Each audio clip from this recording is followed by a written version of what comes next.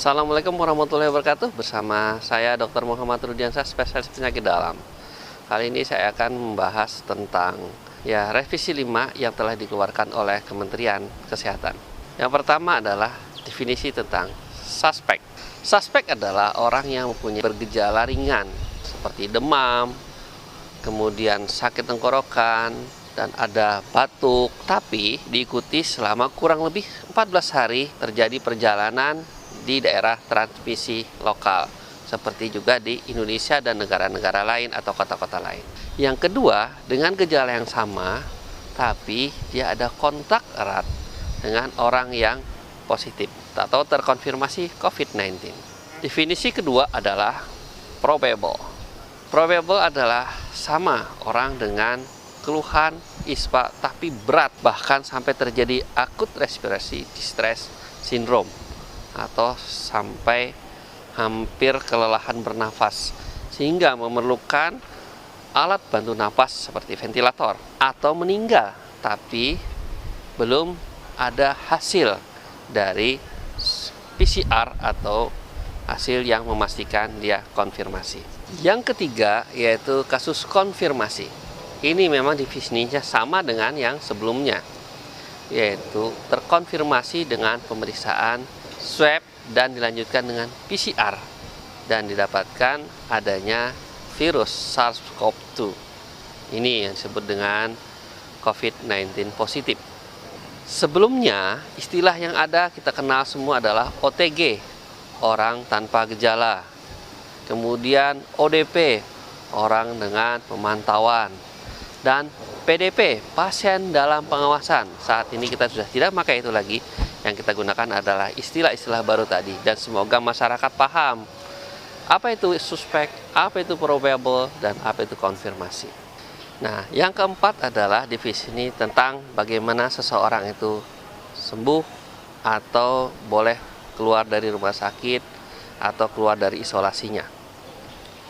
Yang pertama adalah pada kasus-kasus yang konfirmasi tanpa gejala atau asimptomatik, maka tidak perlu dilakukan follow up dengan pemeriksaan PCR, tapi berdasarkan klinis dari pemeriksaan dokter tersebut, apakah ada gejala atau tidak ada gejala. Nah, selama 10 hari dia tidak ada gejala, maka dia dinyatakan sudah tidak mengidap COVID-19. Pada kasus probable atau kasus konfirmasi dengan gejala ringan, sedang, maupun berat, bahkan yang kritis, maka ini pun tidak kita lakukan lagi follow up PCR kalau menurut revisi kelima ini. Ini terhitung sejak 10 hari dari pemeriksaan pertama setelah onset, kemudian ditambah 3 hari apabila tidak ditemukan lagi gejala. Jadi berbeda dengan sebelumnya yang kita harus periksa terus-menerus selama hasilnya positif, maka ini akan tetap terus dipantau. Jadi sekarang yang diperhatikan adalah klinis pasien tersebut. Apakah pasien itu masih punya gejala-gejala atau sudah tidak ada gejala sama sekali. Kasus probable atau konfirmasi tadi yang dengan gejala kritis, dengan gejala berat, itu tetap bisa dilakukan PCR untuk follow up-nya. Tapi bedanya dengan yang sebelumnya adalah PCR hanya kita lakukan 1 kali negatif selesai. Sebelumnya kita lakukan sampai 2 kali negatif baru dinyatakan sembuh. Tapi ada tambahannya, ditambah 3 hari minimal itu bebas dari gejala. Pada kasus suspek tetap kita lakukan pemeriksaan pertama selama 2 hari berturut-turut. Hari pertama dan hari kedua untuk pemeriksaan PCR. Masih seperti itu. Cuman bedanya lagi, kalau masih bisa dipantau isolasi mandiri seperti di rumah atau tempat isolasi yang disediakan oleh pemerintah, maka tidak harus dirawat inap. Hal ini hanya untuk menjaga agar dia tidak menularkan ke orang lain.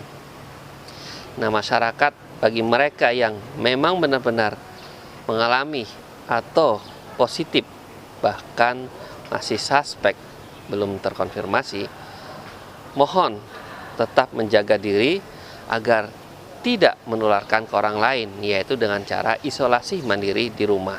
dan menjaga jarak dengan saudara-saudara di rumahnya. Jadi berdiam saja di kamar, menghindari kalau misalnya pun mau bertemu dengan menggunakan masker atau menjaga jarak supaya tidak tertular keluarga yang lainnya.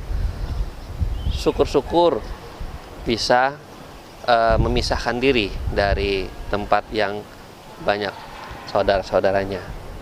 Ini tujuannya bukan untuk siapa-siapa, tapi untuk kita bersama, untuk kita semua. Kita tidak tahu di antara kita siapa yang tahan atau kuat pada saat terinfeksi COVID-19. Mungkin dari beberapa masyarakat yang positif COVID-19 tidak ada gejala apa-apa. Tapi buat saudaranya yang kebetulan misalnya tertular, bisa saja bergejala. Dan ini bisa membawa ke kematian. Karena sudah banyak sekali kejadian yang bisa merenggut nyawa. Sampai hari ini saja lebih dari 68 dokter yang meninggal karena terinfeksi COVID-19. Seluruh Indonesia tapinya. Dan ini cukup besar dan tinggi dibandingkan dengan negara-negara lain. Jadi kami mohon buat masyarakat tetap menjaga diri, tetap menjaga jarak, cuci tangan, pakai masker apabila bertemu orang lain, dan semoga kita semua mampu melalui pandemi COVID-19 ini bersama-sama kembali seperti kehidupan yang sebelumnya, tapi dengan catatan, dengan adaptasi yang baru, di mana yang normal itu adalah yang menggunakan masker untuk saat ini pada saat kondisi-kondisi tertentu. Tapi seperti misalnya kita menjaga jarak dan kita tidak ada orang-orang yang berdekatan dengan kita, masih mungkin kita tanpa masker. Seperti saya sekarang, karena jaraknya juga sekitar 3-4 meter, maka masih memungkinkan kita melepas masker. Tapi ingat, apabila kita bertemu orang, mungkin berbicara karena kita tidak tahu kondisinya saat ini, kita tetap menggunakan masker. Demikian yang saya sampaikan, mudah-mudahan bermanfaat buat masyarakat, tahu apa sekarang istilah-istilah barunya yang sekarang dirubah, udah lagi nggak ada OTG, ODP, dan PDP. Yang sekarang yang ada hanya ada suspek, probable, dan konfirmasi. Demikian, Dr. Muhammad Rudiansyah, spesialis penyakit dalam. Semoga bermanfaat. Salam sehat selalu buat kita bersama Kalimantan Selatan terhindar atau bebas dari COVID-19.